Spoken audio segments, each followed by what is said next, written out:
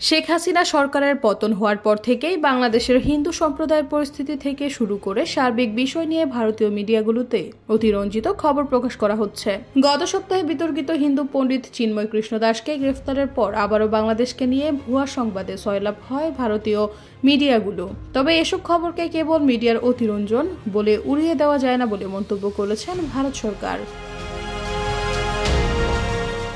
দেশটির পররাষ্ট্র মন্ত্রণালয়ের মুখপাত্র রণবীর জয়সওয়াল শুক্রবার নিয়মিত ব্রিফিংয়ে সাংবাদিকদের প্রশ্নের জবাবে বলেন, চরমপন্থী বাগাড়ম্বর সহিংসতা ও উস্কানির ক্রমবর্ধমান ঘটনায় আমরা উদ্বিগ্ন।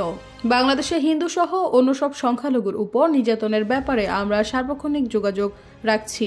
এই ঘটনাগুলোকে কেবল মিডিয়ার অতিরঞ্জন বলে উড়িয়ে দেওয়া যাবে না। তিনি বলেন, এই বিষয়ে আমাদের অবস্থান পরিষ্কার। অন্তর্বর্তী সরকারকে অবশ্যই সমস্ত সংখ্যালঘুদের রক্ষার দায়িত্ব পালন করতে হবে। এদিকে সংবাদ ব্রিফিংয়ে ভারতের পররাষ্ট্র মন্ত্রণালয়ের মুখপাত্রকে ইসকন নিয়েও প্রশ্ন করেন সাংবাদিক। জয়সওয়াল বলেন, ইসকন একটি বিশ্বব্যাপী সুপরিচিত সংগঠন, যার সমাজসেবার একটি শক্তিশালী রেকর্ড রয়েছে। আমরা আবারও বাংলাদেশকে সংখ্যালঘুদের সুরক্ষায় সব ধরনের পদক্ষেপ নেওয়ার আহ্বান জানাচ্ছি।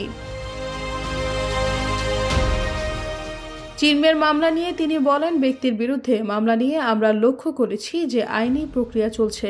আমরা আশা করি যে এই প্রক্রিয়াগুলো ন্যায্য এবং স্বচ্ছভাবে মামলাটি মোকাবেলা করবে এবং সংশ্লিষ্ট সকলের আইনি অধিকারের প্রতি পূর্ণ শ্রদ্ধা নিশ্চিত করবে। নিউজ ডেস্ক, ভোরের পাতা।